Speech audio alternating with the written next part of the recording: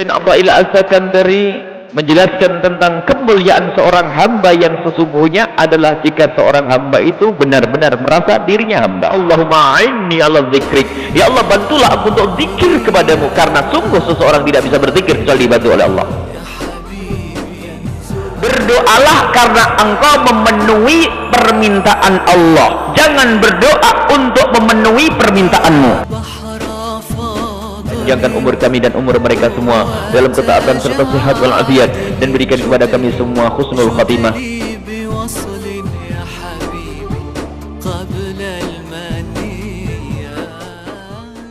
Bismillahirrahmanirrahim. Assalamualaikum warahmatullahi wabarakatuh.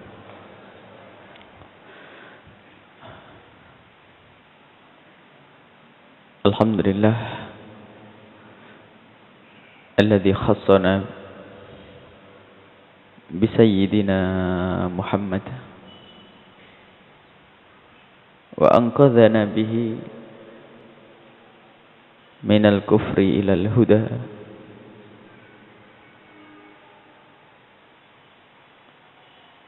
wa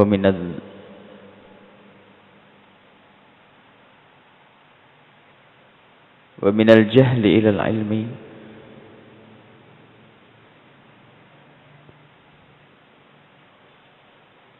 fa salatullahi wa salamuhu ala habibina wa syafi'ina wa maulana sayyidina Muhammad akrami khalqillah wa afdali ibadillah wa ala alihi al-mutahharin wa ashabihi tayyibin wa tabi'ina lahum bi ihsanin ila yaumiddin. Allahumma ya Rabbana urzuqna ya Rabbana mahabbata habibika sayyidina Muhammad warzuqna ya Rabbana ta'zimah wa tawqirah. Allahumma ya Rabbana a'inna ala mutaba'ati sunnatihi wal muhafadati 'alayha wajannibna ya Rabbana minal bid'ati wad dhalalati innaka anta 'ala kulli syai'in qadir. Allahumma ya Rabbana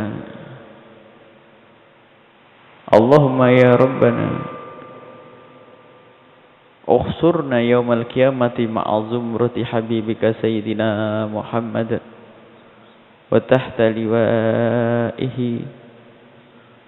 Allahumma ya Rabbana kama jama'tana fi hadhihi al-lailatil mubarakati wajma'na yawmal qiyamati ma'a habibika sayyidina Muhammad wa adkhilna jannata ma'a hadratihi innaka anta 'ala kulli syai'in qadir.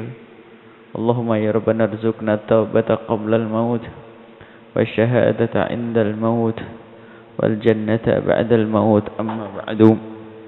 Hadirin hadirat kaum muslimin dan muslimat yang selama ini mengaku sebagai umat Nabi Muhammad sallallahu alaihi wasallam, akan tetapi ketahuilah bahwa pengakuan dengan lidah kita sebanyak apapun kita ucapkan, jika tidak hadir pengakuan tersebut dari dalam lubuk hati kita, maka ketahuilah itu pengakuan yang sia-sia. Maka perlu kita membangun kecintaan yang sesungguhnya kepada Nabi sallallahu alaihi wasallam dengan hati kita. Berapa kali kita menghadiri pembacaan sejarah Nabi sallallahu alaihi wasallam? Berapa kali kita membaca salawat kepada Nabi sallallahu alaihi wasallam? Majelis-majelis Nabi Muhammad pun kita hadiri. Akan tetapi pernahkah kita mencermati hati kita? Sejauh mana buah daripada usaha-usaha lahir kita itu? Buah yang kita rasakan dengan hati kita.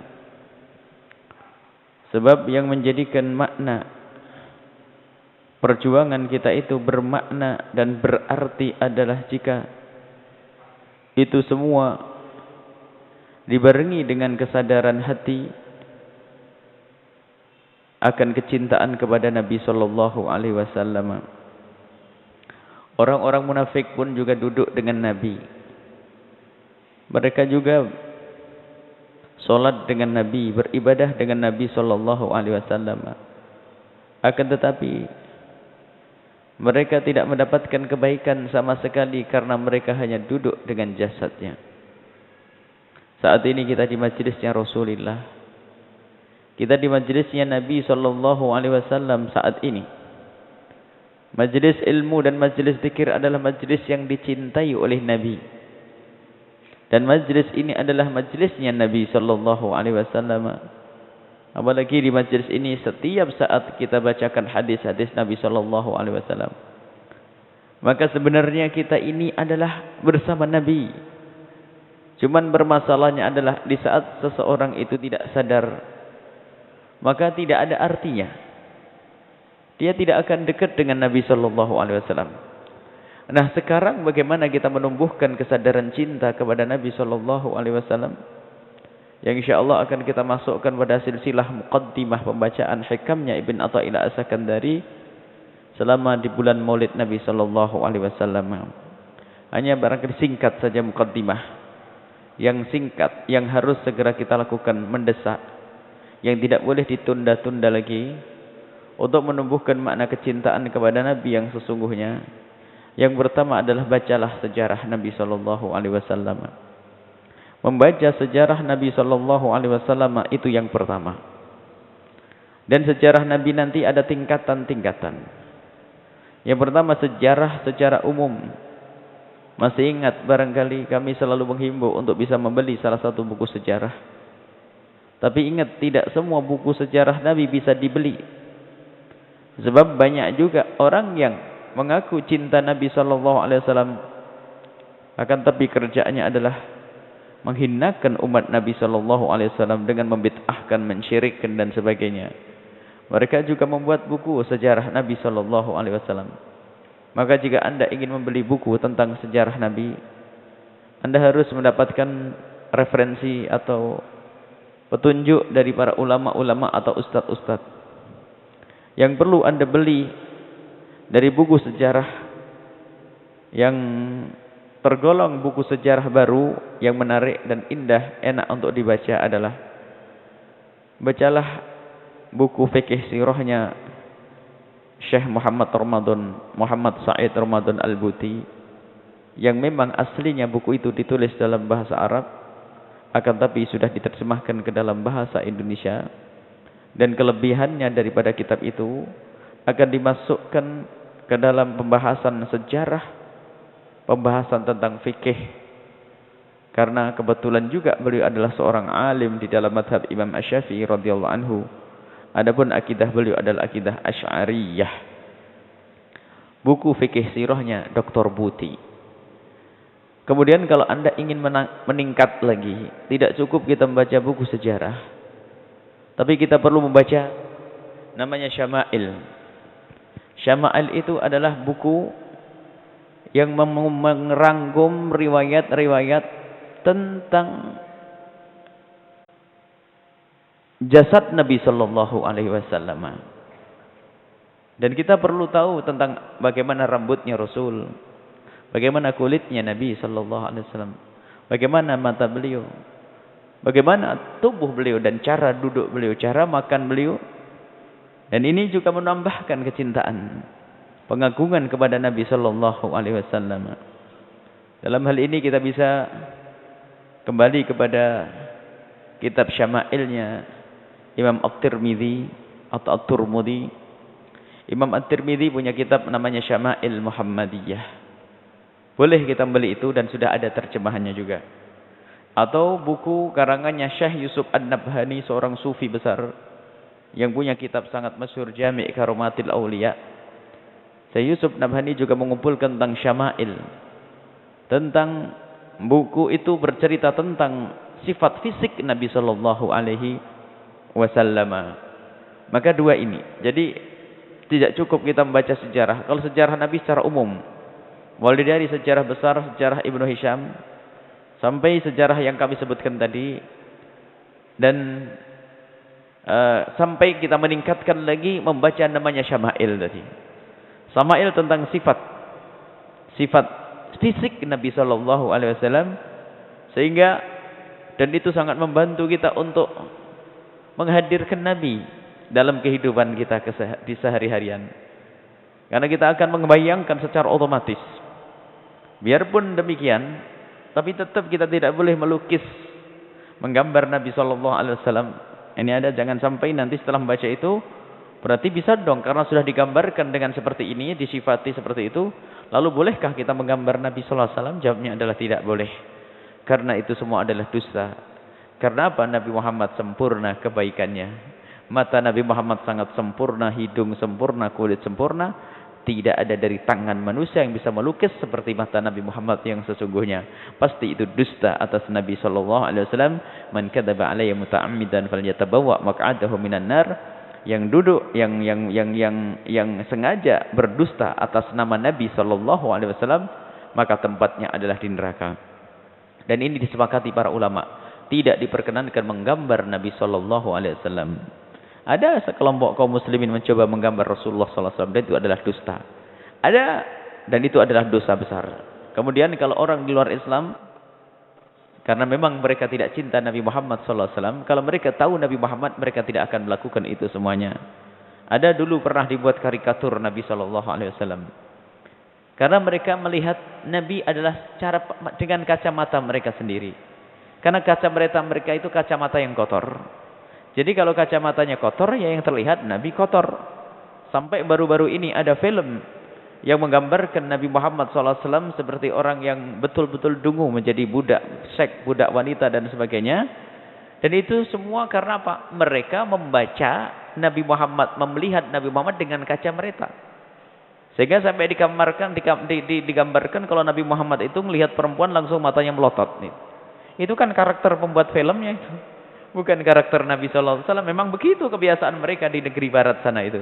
Jadi kalau melihat perempuan diperhatikan begini, pantas sudah. Mereka menunjukkan tentang sifat-sifat mereka sendiri. Dan Nabi tidak seperti itu. Kemudian melukis Nabi sallallahu alaihi wasallam adalah dusta. Tidak akan ada yang bisa melukis Nabi sallallahu alaihi wasallam. Tidak akan ada yang bisa menggambar Nabi. Siapa yang bisa melukis mata seindah mata Nabi yang sesungguhnya? Tidak. Biarpun sudah digambarkan. Dan ini sangat berbahaya sebab ketampanan, kegantengan seseorang itu adalah nisbi sebetulnya.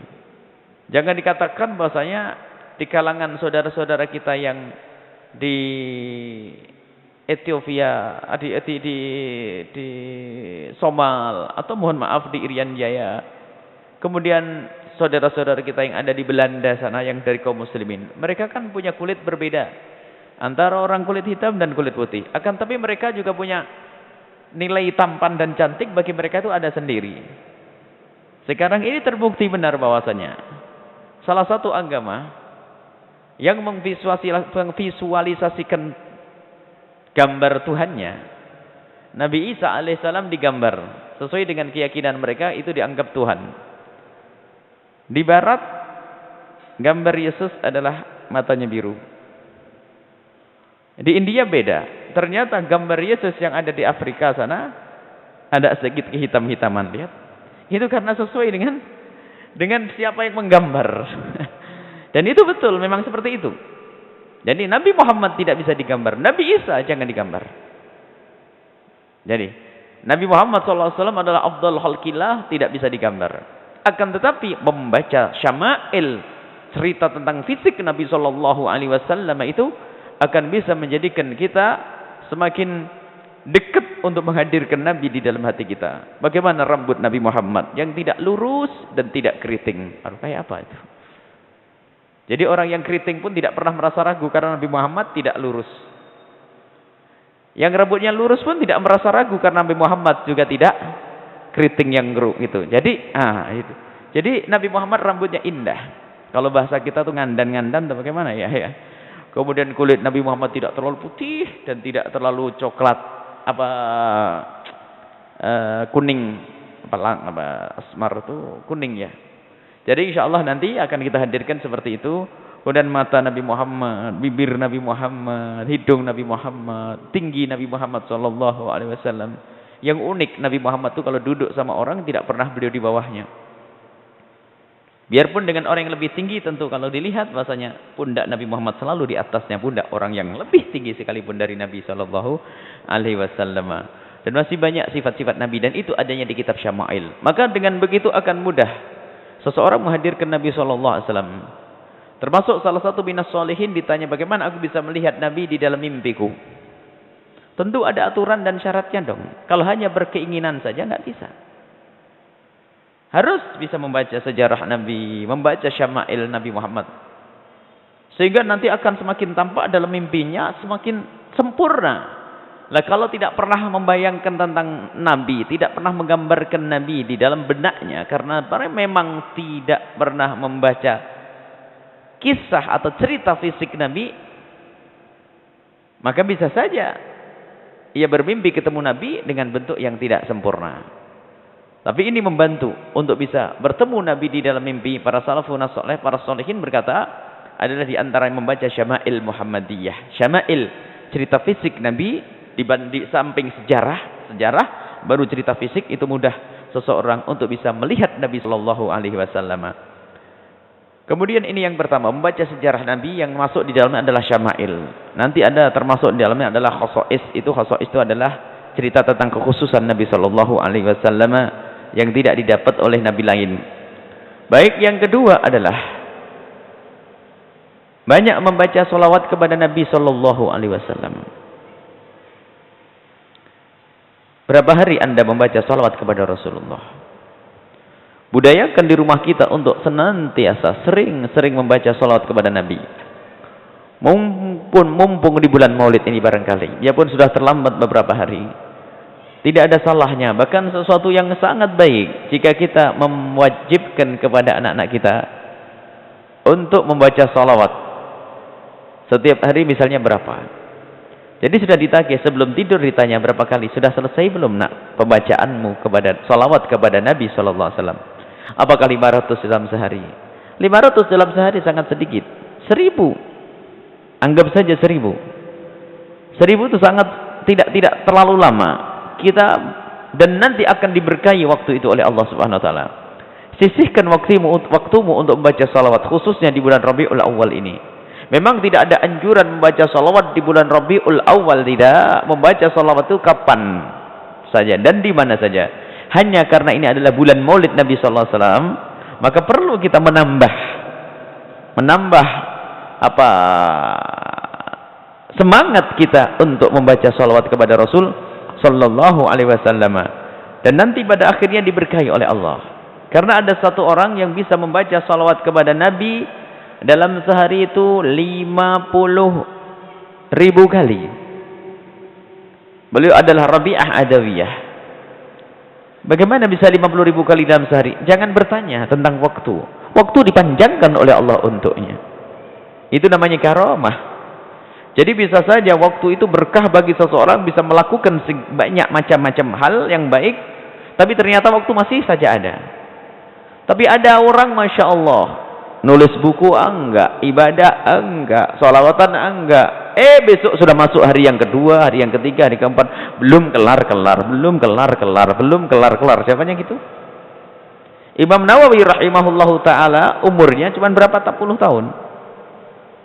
Sehingga orang tuh zaman sekarang tuh membaca, melihat karangannya Imam Nawawi itu nggak nyambung, nggak ketemu otak. Ngetik saja kayaknya bertahun-tahun nih. Ngetiknya nih, ibaratnya. Karena karangan Imam Nawawi itu banyak sekali. Sehingga itu namanya waktu berkah. Maka mulai saat ini jangan mengatakan aku nggak punya waktu, terlalu sibuk. Nggak. Anda bisa berjalan di atas kendaraan membaca sholawat kepada Rasulullah. Di saat hendak tidur, bangun tidur, makan dan sebagainya, Anda membaca salawat kepada Nabi sallallahu alaihi wasallam, dan salawat yang berkualitas. Hadirkan Nabi saat itu. Karena Anda sudah membaca Syama'il tadi, Anda akan tahu Nabi Muhammad sallallahu alaihi wasallam. Membaca salawat Nabi sallallahu alaihi wasallam ini yang kedua. Agar semakin kita cinta kepada Nabi sallallahu alaihi wasallam. Yang ketiga adalah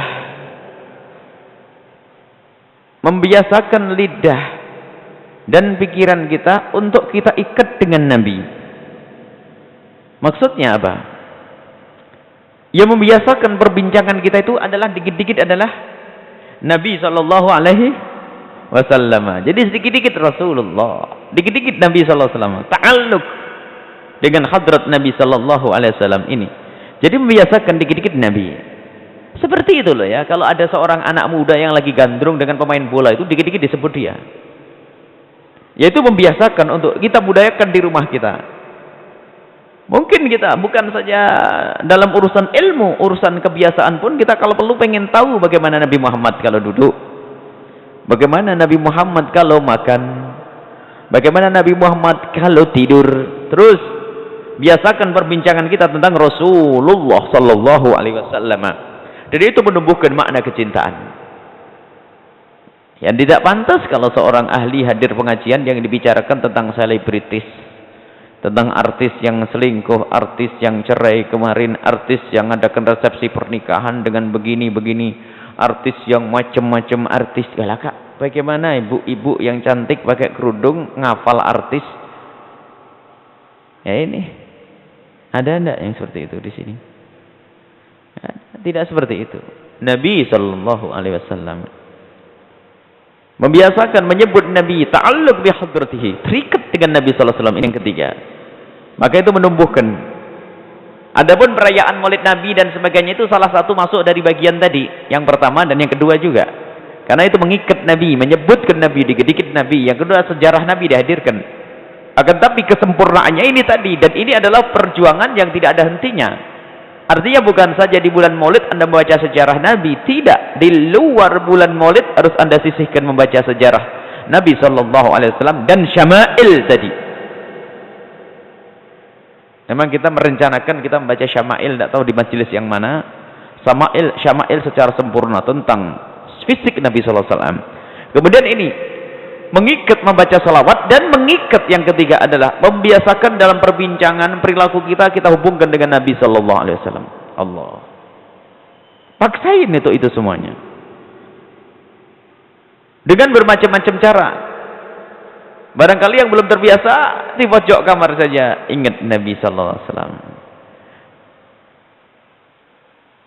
Di dapur ruang makan tidak cukup Anda tulis doa Allahumma barik lana fima razaqtana. Bukan, tulis ingat Nabi waktu makan. Kenapa tidak begitu?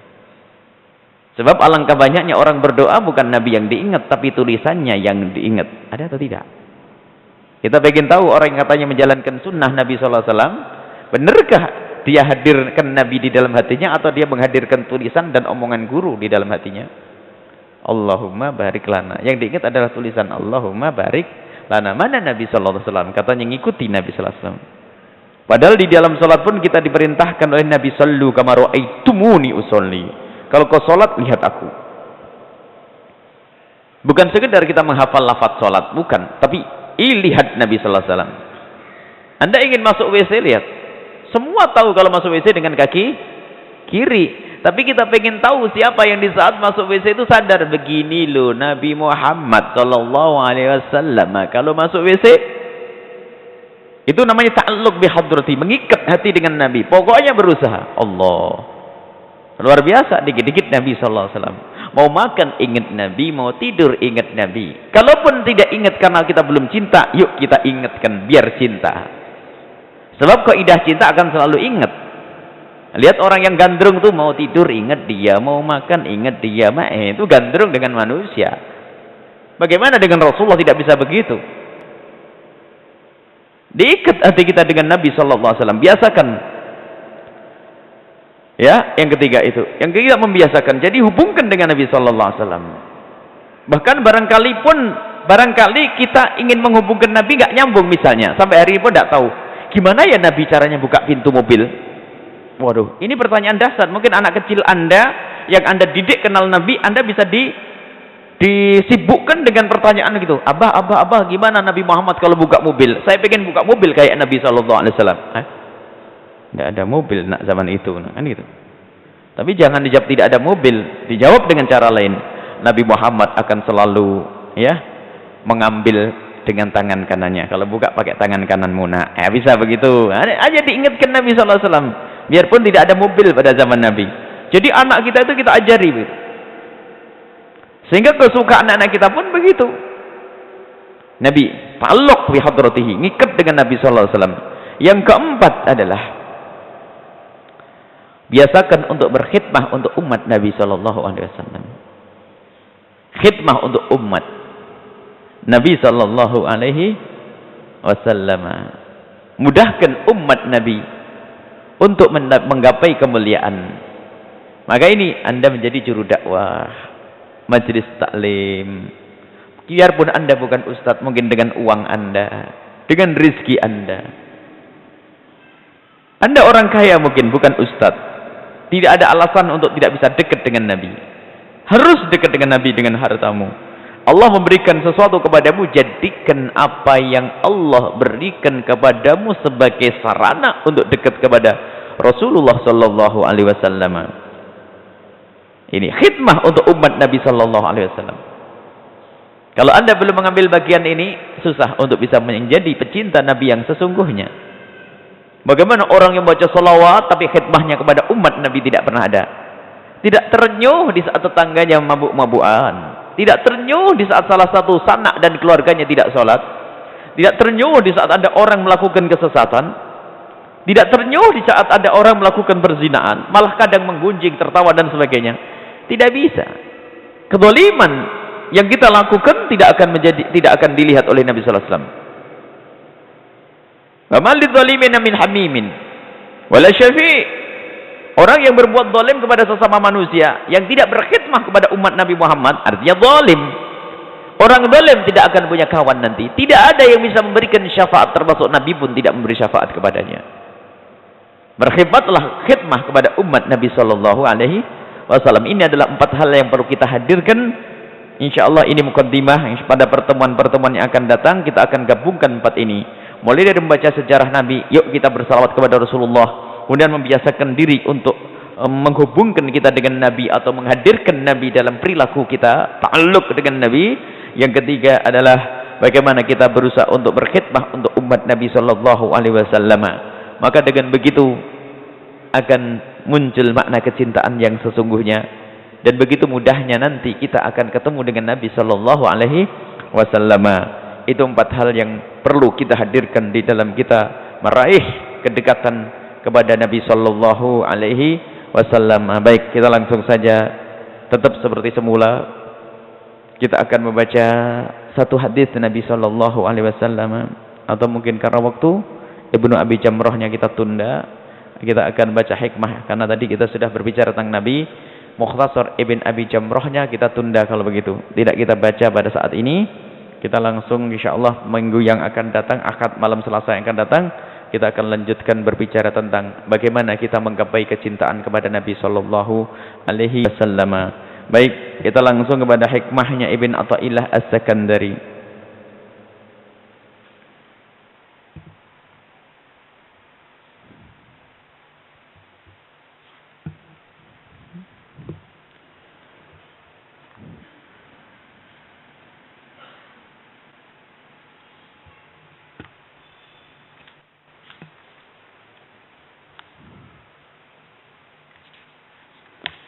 Al-hikmah ar-rabi'ah wal 'ishruna ba'dal mi'ati.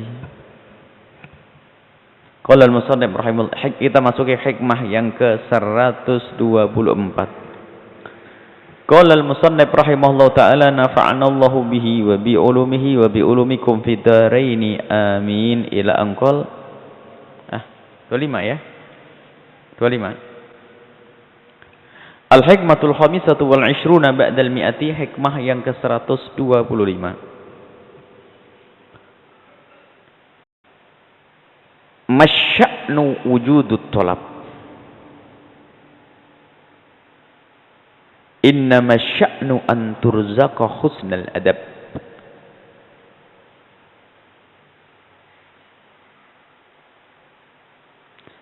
Asya'nu sesuatu yang penting, yang terpenting bukan adanya permohonanmu. Terpenting bukan adanya. Tidaklah asya'nu terpenting. Permasalahan yang penting adalah wujudut tolabu, adanya permohonanmu. Permohonanmu tidak terlalu penting, bukan yang amat penting, bukan sesuatu yang amat penting adanya permohonanmu kepada Allah. Innama sya'nu, sesungguhnya yang terpenting adalah anturzaka husnal adabi, jika engkau diberi tata krama yang baik oleh Allah Subhanahu wa taala. Sangkut pautnya dengan kebutuhan kita kepada Allah. Sangkut pautnya dengan kebutuhan kita kepada Allah. Setiap hari kita punya kebutuhan, hajat. Dan dengan hajat kita, kita menengadahkan tangan kepada Allah Subhanahu wa ta'ala. Dan disabdakan oleh Nabi sendiri, doa mukhul ibadati, bahasanya memohon itu adalah saripati, inti daripada kita beribadah. Terpentingnya ibadah adalah doa. Dan doa itu berbeda dengan meminta. Kalau orang meminta dan memohon saja, itu bisa saja sepadan. Dan jika sudah terpenuhi, maka dia akan berhenti meminta. Itu meminta. Tapi kalau berdoa karena ibadah, hakikat ibadah, tentunya tetap harus berjalan dan harus ada permohonan kepada Allah. Baik dikasih, tidak dikasih, belum dikasih, dan sudah dikasih. Karena tugas kita itu. Karena doa itu adalah membuktikan pada diri kita bahwasanya kita adalah, maksudnya yang namanya permohonan berdoa itu adalah menyadari penghambaannya kepada Allah Subhanahu wa taala. Itu jadi namanya ibadah itu adalah menyadari kalau dirinya adalah hamba, dan berdoa itu adalah menyadari dirinya hamba. Kalau meminta tidak harus menyadari dirinya hamba. Sebab yang nama minta, aku butuh dan aku minta, bisa aku minta kepada yang lebih tinggi dariku, yang sebadan dariku, yang sebadan denganku, atau saya minta kepada yang lebih rendah dariku. Seorang atasan minta kepada bawahan, tolong kerjakan, berikan aku air minum, buatkan aku kopi, itu minta semuanya.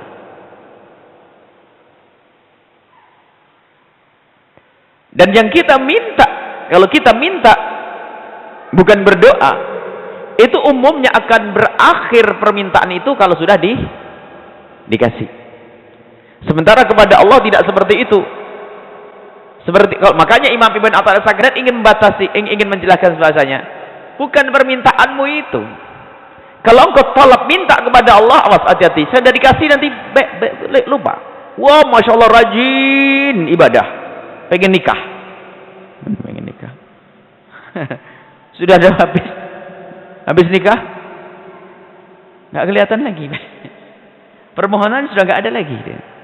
Sebelum kaya masya Allah, tapi setelah kaya, itu namanya dia meminta, bukan makna penghambaan dalam bentuk doa tadi. Maka Ibn Athaillah As-Sakandari mengatakan, permintaanmu, permohonanmu itu tidak terlalu penting. Yang terpenting adalah jika Allah memberikan kepadamu tata krama, adab kepada Allah di saat engkau butuh. Bagaimana adabmu memohon kepada Allah? Di sini ada manusia itu ada 3 model. Yang pertama tidak pernah berdoa, ada 4 kalau bisa. Yang satu kita buang, tidak kenal Allah maka tidak pernah berdoa kepada Allah, selesai. Dari kaum ahli iman, tidak, yang pertama adalah, dan ini yang paling rendah karena kita naik pangkat nanti. Yang pertama adalah orang tidak pernah meminta kepada Allah kecuali ada hajat. Ayo, golongan siapa ini? Paling rendah ini. Jadi tidak akan minta kepada Allah kecuali ada hajat. Sampai datang ke kiai pun kalau ada hajat loh. Ya Ustaz. Jadi tidak pernah minta kecuali ada hajat. Ini rendah. Lumayan masih minta kepada Allah. Ini martabat paling rendah. Jadi kalau ada hajat minta kepada Allah. Kalau selesai hajatnya bubar. Tapi masih lumayan mintanya kepada Allah. Tapi ini martabat rendah. Dan itu sebenarnya kurang ajar kepada Allah. Makanya su'ul adab itu sebetulnya kepada Allah. Sebab apa? Berbeda. Berdoalah untuk memenuhi permintaan Allah. Ud'uni. Allah menyuruh kita berdoa. Berdoalah karena engkau memenuhi permintaan Allah. Jangan berdoa untuk memenuhi permintaanmu. Ayo, beda apa tidak? Sadar? Berdoalah engkau untuk memenuhi permintaan Allah. Allah memintamu untuk doa, selesai.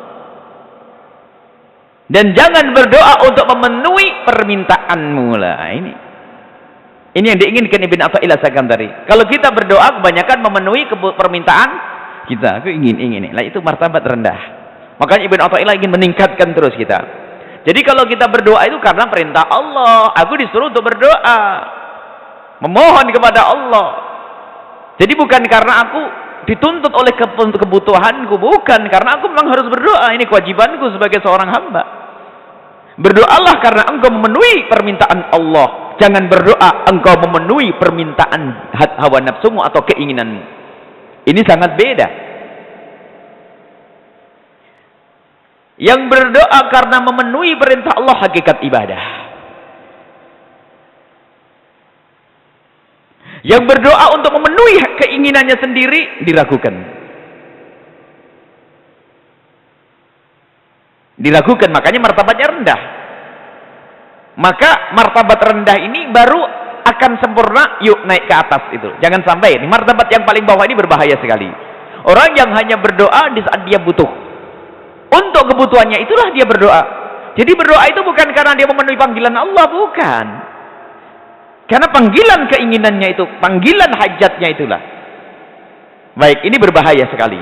Kita perlu niat naik. Berdoa kita itu ingin memenuhi keinginan kita, tapi dengan cara memenuhi panggilan Allah dulu. Nah, ini naik pangkat diri. Kita berdoa memohon kepada Allah, kita ingin memenuhi kebutuhan kita, tapi sebelum itu kita melakukan kita memenuhi dulu permintaan Allah dahulu. Allah menyuruh kita, maka ada istilah tawassul dengan amal soleh dan sebagainya. Melakukan ibadah. Dan jadikan ibadah itu karena Allah. Dan memang banyak kelas ringan kita ini memang susah. Baca surat Waqiah pun yang dipikir adalah agar rezekinya banyak. Sholat duha pun berduit. Ya. Musibah, memang itu pangkat. Memang diingatkan oleh Ibn Athaillah Sakandari, tidak. Lakukan kebaikan karena Allah, setelah itu mintalah agar Allah memenuhi kebutuhanmu. Sudahlah, kita martabat kedua ini sajalah. Martabat yang ketiga, kelas arifin. Mereka menyerahkan semuanya kepada Allah. Karena apa? Biarpun aku tidak minta, Allah pun sudah tahu keinginan saya. Waduh, hebat benar nih. Ya, inilah hakikat orang yang berdoa hanya karena memenuhi kebutuhan permintaan Allah, bukan karena kebutuhan hajatnya itu. Ini tingkat paling tinggi itu. Jadi tingkat paling tinggi adalah di saat memohon kepada Allah tidak pernah terlintas di benaknya untuk memenuhi kebutuhannya. Dia minta, ya Allah berikan kebaikan di dunia dan di akhirat anakku semua, hanya untuk berdoa akan diajarkan di dalam Al-Quran. Diajari doa untuk diberi anak yang baik, diberi rezeki yang baik, di dunia hasanah fil akhirati hasanah. Dia memohon untuk itu. Yang diingat adalah aku ini melaksanakan perintah Allah. Di saat dikabul, alhamdulillah. Tidak dikabul, tidak akan merasa resah. Karena apa? Tugasku berdoa. Bukan masalah pengkabulan ini yang aku inginkan, akan tapi aku menjalankan tugas berdoa. Ini pangkat tinggi, pangkat yang sudah luar biasa, pangkat arifin. Pangkatnya orang-orang yang tinggi, orang-orang yang pangkatnya tinggi, para kekasih-kasih Allah. Baiklah, kita tingkat yang kedua tadi. Jadi pada hakikatnya yang terpenting itu adalah bukan, kalau Ibn Athaillah mengatakan tadi apa? Asya'nu, yang terpenting bukan permohonanmu itu, akan tapi yang terpenting adalah bagaimana adabmu di saat meminta kepada Allah Subhanahu wa ta'ala. Di saat engkau minta kepada Allah, kau harus punya adab. Lah kalau engkau minta tapi tidak punya adab, enggak ada artinya di hadapan Allah. Jadi bukan memintanya, yang terpenting adalah kau punya adab. Dan punya adab ini ada model dua. Tadi tingkatan. Yang pertama adalah minta kepada Allah karena hajatnya. Dia benar tapi tidak punya adab. Yang sisanya yang kedua adalah adab. Yang pertama adalah minta kepada Allah untuk memenuhi hajatnya. Hajatnya dia. Tapi didahului untuk memenuhi permintaan Allah. Lumayan itu. Jadi biasakan kita sebelum memohon dan sebagainya kita lakukan ibadah. Setelah itu ya Allah kabulkan hajatku. Tidak apa-apa, kelas ringan kita. Dan yang ketiga adalah husnul adab ini, tata krama kepada Allah. Aku tidak meminta untuk diselesaikan masalahku ini, akan tapi aku berdoa karena aku memang rindu kepada Allah Subhanahu wa taala. Karena aku cinta kepada Allah Subhanahu wa taala. Jadi sudah memohon, ya sudah memohon gitu saja. Itu adab yang luar biasa. Dan tidak mau mendahului Allah. Bahkan pernah suatu ketika ada satu orang untuk membaca doa agar diberi oleh Allah kekayaan tidak berani. Jangan-jangan saya su'ul adab. Satu orang minas salihin ijtihad. Beliau tidak mau berdoa untuk menjadi orang kaya agar diberi rezeki. Takut dia itu su'ul adab kepada Allah Subhanahu wa taala. Akan tapi ketemu gurunya setelah itu. Diingatkan lihat. Diingatkan bahwa justru engkau seperti itu telah su'ul adab kepada Allah. Padahal seseorang tidak mau berdoa, takut su'ul adab kepada Allah. Kenapa? Wong Allah sudah menentukan aku begini, kenapa aku berdoa? Dijawab su'ul adab kau kepada Allah. Satu, ada beberapa hal sebabnya. Yang pertama adalah doa sendiri diperintahkan oleh Allah. Yang kedua, berarti engkau memahami setiap doa itu hanya untuk merubah keadaanmu, dan itu soal adab yang kedua. Lalu bagaimana yang benar ya Syekh? Ngadulah, minta Allah kepada Allah sebagai upayamu untuk memenuhi permintaan Allah. Itu saja, selesai. Jadi ada orang yang tawarruk itu maksudnya pengen berusaha warok, berusaha untuk mulia, berusaha baik, sehingga dia tidak mau berdoa. Takut kalau berdoa ini mendahului Allah. Jadi ya Allah, berikan kepadaku rezeki yang halal. Saya sudah berikan aku rezeki yang banyak. Aku sudah jadikan melarat, kenapa aku minta kaya? Jangan-jangan ini kurang ajar kepada Allah. Maksudnya benar. Tapi dia punya guru dikatakan, ente punya su'ul adab doa. Yang pertama Pak, Allah sendiri memerintahkan untuk berdoa. Makanya berdoalah. Berdoa yang banyak. Allah senang kalau hambanya berdoa. Bedanya makhluk dengan Allah.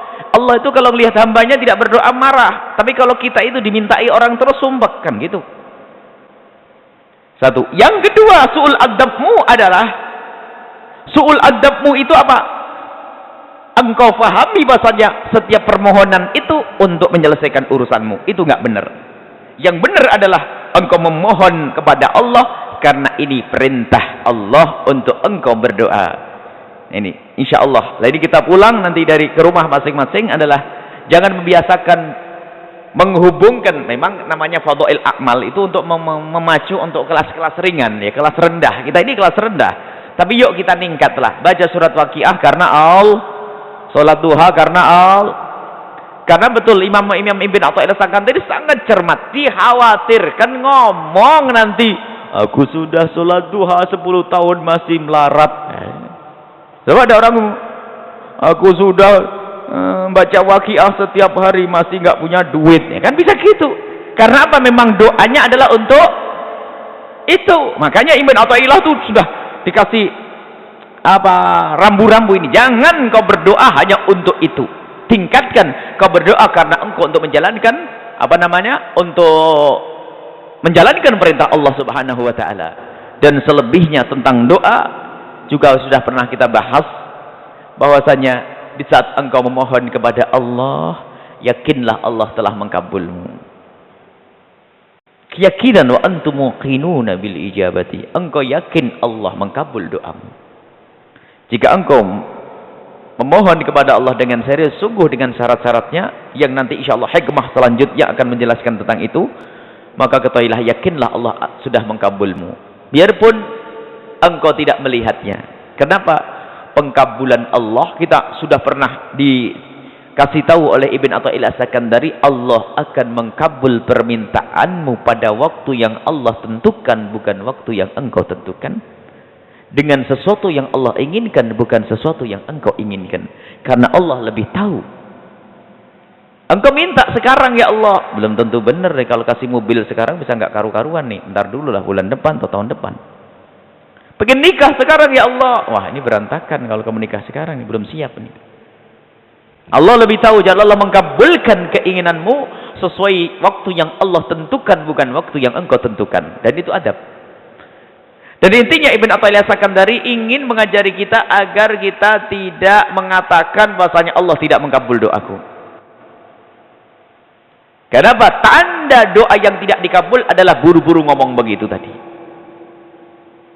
Innallaha yastajibu du'a 'abdihi ma lam ya'jal. Allah akan mengkabul doa hambanya asalkan enggak buru-buru. Buru-buru gimana? Buru-buru ngomong, kok tidak dikabul ya, padahal saya sudah ini. Kalau sudah ada orang berdoa, kalau ibu doa, kok setelah doa itu sudah setahun 2 tahun kok ngomong, padahal saya sudah ngamalin loh kiai, kok belum dapat tanda tidak dikabul doamu. Sebab berdoa itu serahkan kepada Allah. Ya ada orang minta ijazah masih saja belum kaya-kaya, kan gitu. Itu tanda doamu tidak dikabul. Jadi kalau ada orang kok ngomong, aku sudah doa lama kok belum dikabul, tanda doa tidak dikabul. Padahal pengkabulan Allah tidak harus sesuai dengan yang engkau inginkan, akan tapi kadang diganti oleh Allah dengan sesuatu yang lebih penting, lebih Anda butuhkan. Cuman karena kebodohan seorang hamba, dia hanya akan meminta kepada Allah sesuatu yang penting padahal ada yang lebih penting. Maka serahkan kepada Allah. Dan inilah yang diajarkan oleh Ibn Atha'illah As-Sakandari. Dan pada malam hari ini pun Ibn Atha'illah As-Sakandari mengajari agar di dalam kita berdoa, yakini bahasanya itu adalah permohonan, itu adalah ibadah kepada Allah. Selesai. Engkau melakukan ibadah, harus kau berdoa. Kalau tidak berdoa, sombong kau. Berdoa memohon kepada Allah, baca doa untuk kepada Allah SWT. Akan tapi dalam pembacaan doa itu yang engkau inginkan adalah pahala dari Allah Subhanahu wa taala. Adapun masalah hajat yang Anda sebut, serahkan kepada Allah. Hingga di saat belum dikabul, Anda pun masih bisa yakin Allah mengkabul dengan bentuk yang lain. Kemudian Anda tidak bisa masuk kepada keputusasaan. Dan banyak sampai suatu ketika ada orang yang ngadu kepada Umi beberapa hari yang lalu, kita doakan semoga Allah memberikan hidayah. Ia ngomong, aku dulu sholat tapi masih tetap melarat. Kemudian sampai waktu sakit, aku kan tetap doa tapi tetap sakit. Sekalian tidak usah sholat, tidak usah doa. Na'udzubillah. Lah ini yang dikhawatirkan Ibn Atha'illah As-Sakandari. Karena apa? Permohonan doanya itu hanya untuk memenuhi kebutuhannya. Kaidah ringkas bahasanya, berdoalah engkau untuk memenuhi permintaan Allah, jangan berdoa untuk memenuhi permintaanmu. Ini selesai. Jadi engkau punya hajat. Jadi berdoalah engkau karena engkau memenuhi permintaan Allah. Ud'uni. Akan tapi jangan berdoa engkau hanya untuk memenuhi keinginanmu, karena dikhawatirkan nanti masuk bab putus asa, buru-buru, sehingga itu semua menjadikan doamu tidak dikabul oleh Allah. Dan lebih dari itu adalah tidak adab kepada Allah Subhanahu wa taala. Inilah bimbingan dari Ibn Atha'illah As-Sakandari, yang semoga di dalam permohonan kita benar-benar permohonan yang punya nilai ibadah.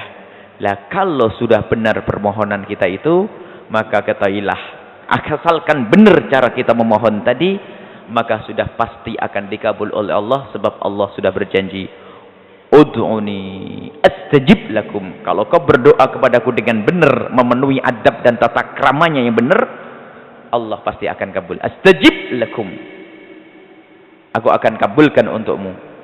Innal ladzina yastakbiruna 'an ibadati sayadkhuluna jahannama dakhirin. Tapi yang sombong, minta kepada Allah tapi dengan sombong, tidak menyadari dirinya hamba. Minta butuh kepada Allah tapi itu tadi termasuk bentuk kesombongan. Bukan merasa dirinya hamba, tapi merasa dia itu perlu saja. Bukan merasa hamba, perlu untuk kebutuhannya saja. Ini musibah, sombong, bisa saja masuk neraka jahanam. Baik, ini saja yang bisa kita hadirkan dalam hikmah ini, penjelasan tentang hikmah Ibn Atha'illah As-Sakandari ini. Maka semoga kita bisa menjadi orang yang bisa berdoa memohon kepada Allah Subhanahu wa taala untuk memenuhi panggilan dan permintaan Allah Subhanahu wa taala, bukan karena untuk kepentingan diri, hawa nafsu ataupun kebutuhan-kebutuhan pribadi kita, sehingga permohonan kita benar-benar menjadi permohonan yang sesungguhnya. Dan karena itu adalah permohonan yang sesungguhnya, lihat, kita akan menuai buah. Allah sudah berjanji akan mengkabul doa kita semuanya. Wallahu a'lam bissawab. Alhamdulillah. Mari kita sama-sama mengamalkan, mudah-mudahan kita dapat ilmu yang bermanfaat. Selanjutnya sesi pertanyaan, 2 penanya dari bapak-bapak, ibu-ibu dua-dua. Sama, persilahkan.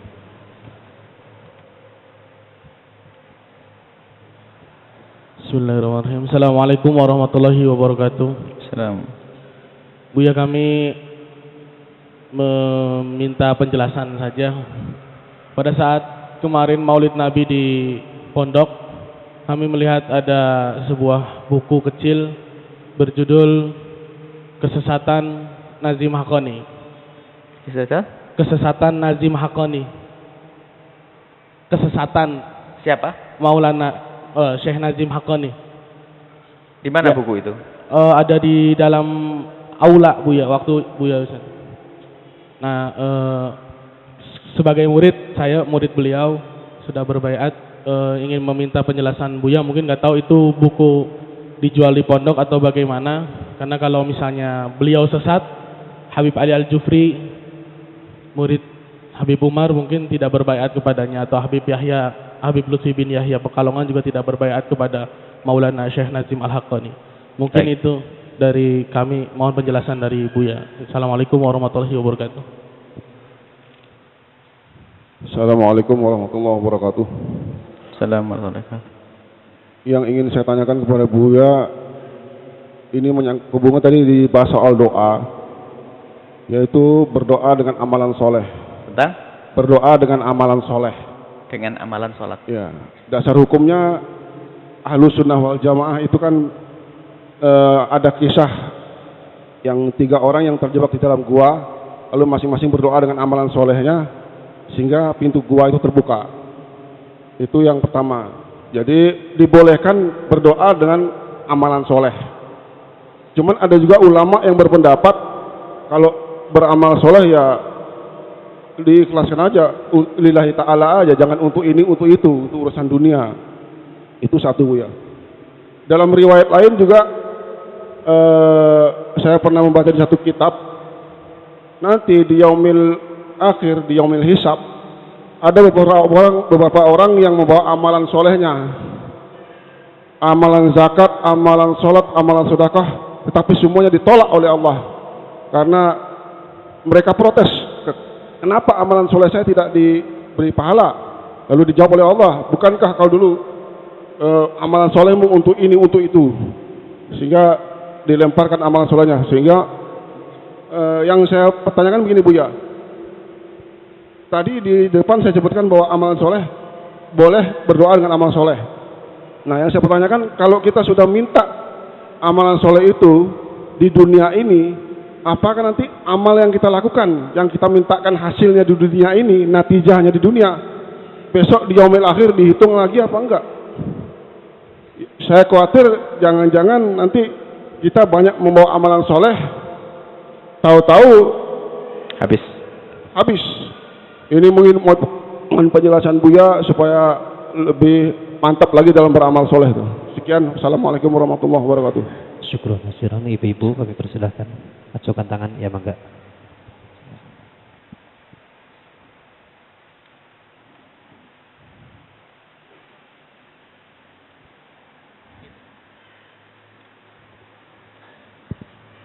Assalamualaikum warahmatullahi wabarakatuh. Assalamualaikum warahmatullahi wabarakatuh. Tentang permohonan Buya, terus terang pribadi saya, waktu itu saya memohon kepada Allah, saya mempunyai hajat gitu Buya, pengen mempunyai keturunan gitu loh Buya. Terus lama-lama sampai sekarang pun saya kadang-kadang ketika saya berdoa atau mendengarkan doa dari Buya itu ketika mudah-mudahan diberikan keturunan anak yang soleh, kok tiba-tiba hati saya tuh kayak seperti ragu-ragu begitu Buya, karena saya tuh aduh kok saya udah tua seperti ini ya, aduh gimana, suka mikir seperti itu Buya.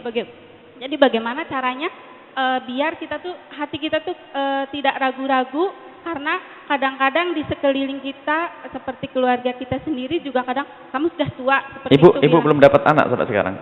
Belum. Baik.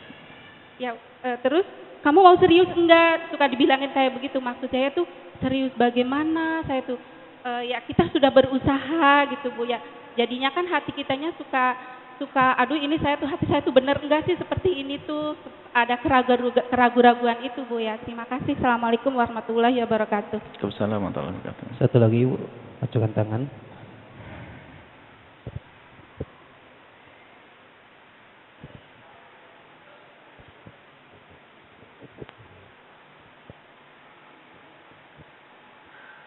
Assalamualaikum warahmatullahi wabarakatuh. Waalaikumsalam warahmatullahi. Yang saya akan tanyakan, barangkali Pak Ustadz bisa menjelaskan doa-doa apa saja yang biasa dilakukan oleh Nabi Muhammad SAW agar kita sebagai umatnya bisa terkabul. Itu saja yang saya tanyakan, mudah-mudahan bisa memberikan jawabannya. Assalamualaikum warahmatullahi wabarakatuh. Bismillahirrahmanirrahim. Tentang yang ditanyakan kemarin di Al-Aula menemukan satu buku yang dibawa oleh tamu, kalau tidak salah tamu dari Lebanon itu bawa buku-buku sudah diterjemahkan. Di dalam buku itu ada menggugat salah satu tokoh sufi. Baik. Kalau masalah ini, dan saya singgung masalah itu juga, ada permasalahan di antara kita itu adalah su'ut tafahum. Tidak terjalinnya sebuah komunikasi untuk menjelaskan, sehingga di saat tidak terjadinya komunikasi atau tabayyun, bertanya, sehingga kadang berbicara di balik tuduhan. Tidak jauh-jauh di Indonesia ini ada orang yang menggugat Syekh Ahmad At-Tijani. Syekh Ahmad At-Tijani orang besar, seorang sufi besar, lihat. Bahkan kita punya guru-guru dari Mauritania itu yang bisa menghafal Al-Quran di masa kecil, hafal ini, hafal itu, dan orang yang sangat soleh. Beliau adalah Tijani, akan tapi kadang menggugat mereka itu adalah bukan bertanya langsung dari orang yang bersangkutan atau ulama-ulama yang punya keahlian di dalam atau yang lebih tahu tentang itu. Sehingga ada muncul di kalangan ahli tasawuf ini sering tuduh menuduh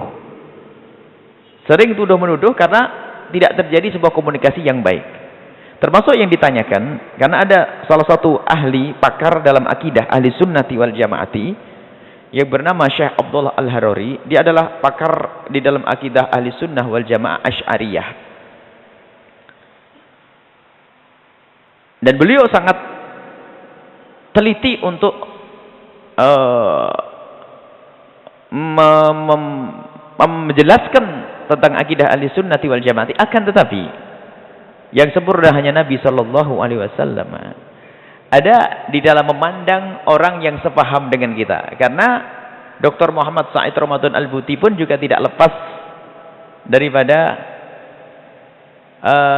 hujatan sebagian dari itu, karena belum bertanya. Misalnya Syekh Dr. Ramadan Al-Buti mengatakan waktu istri beliau meninggal, ini contoh saja bahasanya, terburu-buru menilai orang itu juga sebuah kesalahan. Waktu istrinya meninggal, Dr. Buti itu membuat syair, kalau tidak salah makna syairnya adalah menyanjung kemuliaan istrinya, pengabdian istrinya waktu masa hidupnya. Dan Dr. Buti meyakini bahasanya orang itu adalah ahli surga, ya kan? Bahasanya wanita istrinya itu adalah ahli surga, dan kita diajarkan oleh Nabi ahli surga. Kemudian sanu'idu, kita akan mengulang, saya ingin mengulang kisah cinta lagi nanti di surga. Itu dikomentari bahasanya apa? Bagaimana orang bisa mengaku ahli surga? Dr. Buti tidak mengatakan dia ahli surga, bahasanya dia khusnudun, bahwasanya istrinya itu adalah ahli surga. Kemudian beliau berkata, aku ingin mengulang kisah cinta di dunia ini nanti di surga. Dr. Putih tidak mengatakan aku pasti masuk surga, akan tapi husnudzonnya kepada, ini termasuk bahan hujatan untuk murid-murid daripada Syekh Abdul Harid dihujat, sehingga banyak Putih sesat karena mengatakan dirinya ahli surga. Jadi sisi lain beliau adalah pakar akidah ahli sunnati wal jamaati, akan tapi mohon maaf dalam sisi penilaian kepada seseorang kadang hanya melalui buku, tidak langsung bertanya padahal orangnya masih hidup dan sebagainya. Termasuk penilaian terhadap seorang sufi yang ditanyakan tadi, maka itu juga penilaian dari sepihak saja, tidak ditanyakan langsung. Sama dengan penilaian sebagian orang tentang Syekh Ahmad At-Tijani. Ini adalah juga bermasalah. Jadi ingat, para ahli tasawuf adalah orang ahli Allah Subhanahu wa taala. Hanya kita membicarakan beliau adalah tentang Syekh Abdullah Harari dan murid-muridnya adalah pembela akidah ahli sunnah wal jamaati manhajnya Asy'ariyah. Adapun penilaian beliau terhadap orang lain, termasuk Sayyid Qutb sendiri juga dianggap sebagai tokoh yang salah waktu mengatakan al-quwwatul udma. Kita akan bisa menyelesaikan urusan ini dengan al-quwwah al-udma, tentang kekuatan yang agung. Itu juga disalahkan. Katanya apa? Bukan kuwah al-udma, tapi dengan al-qawi, zat yang maha kuat. Lupa bahasanya ada majaz. Kuat yang maha agung tentu adalah miliknya Allah. Cuman langsung divonis bahasanya adalah sesat. Jadi karena pengen kenceng urusan akidah sehingga kaku sisi lain. Jadi tidak mudah memahami perbedaan. Itu juga sebuah kesalahan sebetulnya. Akan tapi kita hormati mereka adalah ulama muslimin. Kita tidak akan ikut-ikut urusan yang mencaci. Adapun guru kita Al-Habib Umar, Habib Ali adalah orang-orang besar. Mereka tidak akan datang kecuali kepada orang yang juga besar. Adapun kesalahpahaman itu bisa terjadi karena tidak adanya komunikasi. Anda yang sudah mengambil ijazah dari Habib Umar waktu di Indonesia, Habib Ali Al-Jufri, lanjutkan itu semuanya. Adapun jika Anda, ini kaidah, kalau Anda melihat tentang cercaan kepada para ahli tasawuf, hati-hati. Jangan Anda mudah mendengarnya. Biasanya su'ut tafahum. Su'ut tafahum itu memang tidak ada sebuah diskusi, tidak terbuka sebuah komunikasi, maka akan muncul semacam itu. Bahkan hampir rata-rata tuduhan-tuduhan dari orang yang kenceng urusan akidah itu kepada kelompok lain itu adalah berangkat dari keyakinan yang maksudnya baik tapi salah. Orang Mu'tazilah pun juga begitu, waktu menuduh kaum Asy'ariyah pun adalah dengan tuduhan yang luar biasa. Termasuk diantaranya adalah lazimul madhab laisa bimadhab. Itu kan satu kaidah bahasanya. Lazimul madhab, sesuatu pemahaman yang memang tidak pernah diucapkan oleh orang tersebut, akan tapi itu lazimnya sebuah keyakinan. Kalau orang meyakini begini, akan muncul keyakinan begini. Kalau dia meyakini A, buah dari keyakinan A adalah keyakinan B. B itu bukan madhabnya. Contoh, orang Mu'tazilah mengatakan bahasanya Allah tidak bisa dilihat di akhirat. Allah tidak bisa dilihat di akhirat. Kenapa begitu? Sebab kalau Allah bisa dilihat, umumnya cara melihat itu bagaimana? Hadapan. Jadi kalau aku ada di sini, Allah ada di mana? Tentu di hadapanku. Kalau Allah di hadapanku, berarti Allah bertempat. Makanya Mu'tazilah justru mengingkari Allah dilihat di akhirat, karena Mu'tazilah ingin mensucikan Allah dari tempat. Sehingga Mu'tazilah tidak kafir waktu mengingkari Allah tidak dilihat di akhirat. Tapi ahli sunnah wal jamaah lebih dahsyat lagi dalam hal ini. Allah dilihat di akhirat, ya. Tapi yang tadi lazim madhabnya bertempat itu tidak disebut oleh Asy'ariyah. Allah, ahli sunnah wal jamaah, Allah bisa dilihat di akhirat. Kalau Mu'tazilah pakai lazimul madhab dalam istilahnya. Ini lazimul madhab. Mu'tazilah lazimul madhab. Jadi hasil daripada keyakinan ini akan ada keyakinan yang lain lagi, yaitu bertempat. Dan bertempat tidak dikatakan oleh Asy'ariyah. Maka Asy'ariyah tidak bisa dikatakan sesat bahasanya. Asy'ariyah, orang Asy'ari, ahli sunnah wal jamaah mengatakan Allah bisa dilihat di akhirat. Cuma cara melihatnya itu bagaimana? Jangan tanya. Hanya di dunia saja ini pakai alat. Kalau nanti Allah bisa menjadikan kita melihat tanpa alat, terserah bagaimana Allah melihat, menjadikan kita melihat. Melihat itu apakah harus dengan mata? Hah? Di dunia memang kita butuh mata, dan kita bisa membuat contoh bahasanya orang bisa melihat tidak dengan mata. Ini digambarkan contoh. Suatu ketika Anda tertidur, dan di saat tertidur Anda bermimpi, dan dalam mimpi Anda berjalan-jalan, Anda melihat taman. Di taman itu ada bunga warna merah, putih, kuning, hijau. Anda terbangun, Anda terenyuh betul merasakan keindahan taman tersebut. Lalu Anda bercerita kepada teman Anda, aku mimpi, aku ketemu melihat satu taman, di situ ada bunga yang warna putih, kuning, hijau. Kalau Anda dikatakan kamu bohong, nah kurang ajar enggak? Anda mimpi? Benar. Ya benar, Mil. Dari mana kamu bisa ngelihat putih, kuning, hijau, matamu merem? Ayo, dari mana? Ayo. Dengan apa Anda melihat itu semuanya? Allah melihatkan dengan hati. Hati Anda yang melihat itu. Jadi itu saja bisa digambarkan. Jadi Allah bisa menjadikan Anda melihat Allah. Nah, ini diantaranya biasanya tuduhan-tuduhan penyesatan itu karena itu. Lazimul madhab, laisa madhab, diantaranya buru-buru mengambil sebuah kesimpulan, padahal kesimpulan itu pun tidak diyakini. Para ahli tasawuf itu masya Allah ahli Allah. Maka kalau urusan ahli tasawuf, hati-hati, Anda harus bertanya. Kadang kalimat-kalimatnya memang dalam tasawuf tidak ada satahat. Satahat itu adalah omongan ngelantur, nggak ada. Kalau ngelantur ya salah. Kalau maksud Allah yang tahu, kalau Allah yang tahu ya biar Allah yang tahu. Kalau saya tidak tahu, kalau saya tidak tahu makanya tak penggal lehermu. Itu dalam dunia tasawuf, dalam dunia syariat. Al-Hallaj, Syekh Siti Jenar kalau betul ada, Hallaj adalah mengatakan ma bi jubbati ilallah. Yang ada di jubahku hanya Allah. Lah kan kurang ajar. Biarpun maksudnya apa? Dia itu sudah tenggelam di lautan kerinduan kepada Allah, cinta Allah. Jadi dikatakan Allah, Allah, Allah, Allah, Allah, Allah.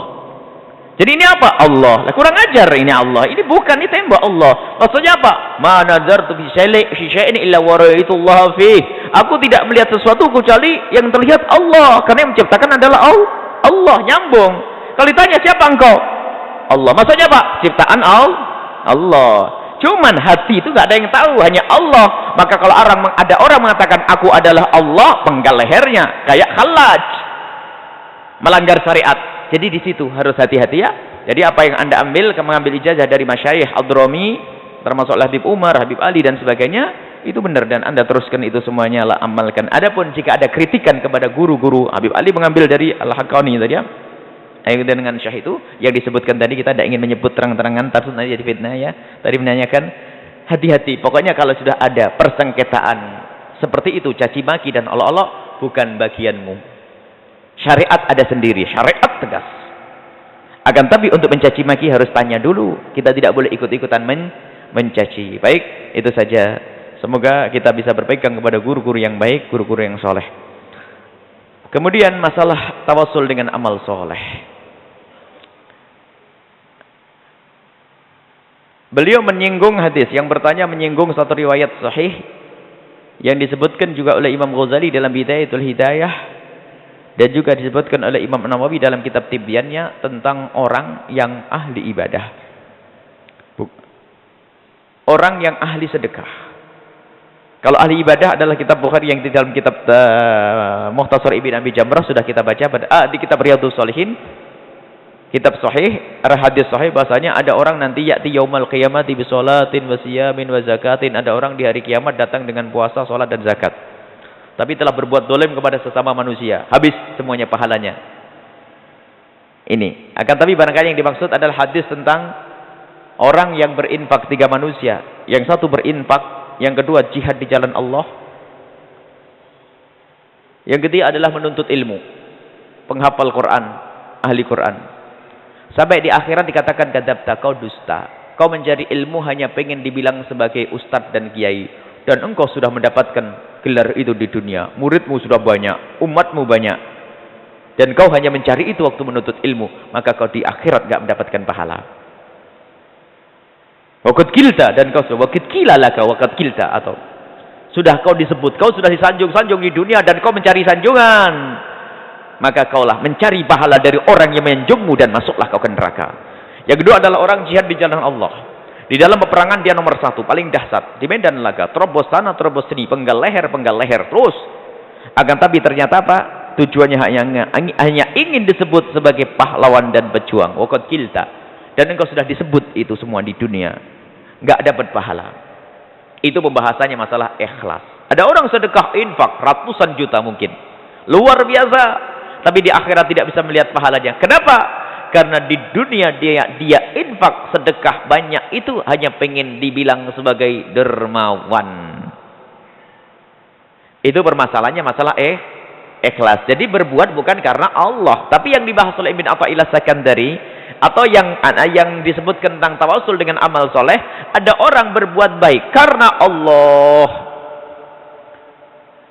Dan di saat dia punya hajat, dia ingin dikabul hajatnya oleh Allah, maka dia bertawasul dengan amal soleh. Ya Allah, aku pernah punya amal baik, untukmu aku lakukan itu ya Allah.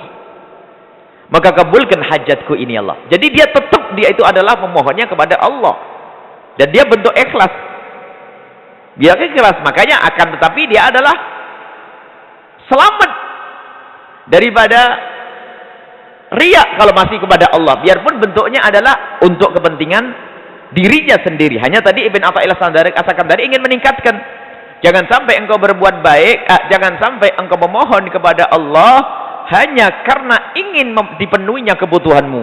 Akan tapi tingkatkan kebutuhanmu dipenuhi, tapi ingat, dahuluilah dengan memohon kepada Allah karena Allah. Jadi beribadah, memenuhi permintaan Allah, baru itu. Jadi itu masuk meningkat lebih tinggi lagi. Sampai nanti yang ketiga, yang paling tinggi adalah engkau berdoa karena Allah, tidak berpikir tentang hajat. Jadi kalau ada orang tawasul dengan amal soleh, itu masih karena Allah. Karena Allah tawasul dengan amal soleh. Dan dihimbau Anda sholat 2 rakaat, Anda melakukan sedekah. Dengan sedekah ini dan diajarkan oleh Nabi Sallallahu Alaihi Wasallam, diceritakan Nabi, dan Nabi lebih tahu itu semuanya. Itu berbeda dengan kisah yang orang riak tadi, sedekah aja tidak ada pahalanya. Karena apa? Dia berbuat memang karena manusia, bukan karena Allah. Allah nggak masuk di sini. Tidak dibahas Allah. Hanya dia berpikir sedekah, tapi hanya untuk disanjung di masyarakatnya. Dia jadi pahlawan. Allahu Akbar. Hanya pengen disebut sebagai pejuang, dan disebut pejuang dia di dunia, tapi di akhirat dia tidak mendapatkan gelar itu semuanya. Baik. Kemudian yang ketiga adalah seorang ibu yang sudah memohon dan berdoa kepada Allah, bahkan sering mengamini doa kami agar diberi oleh Allah anak. Ketahuilah ibu, siapapun yang diberi anak atau tidak diberi anak, Anda harus paham, kemuliaan tidak harus dengan anak.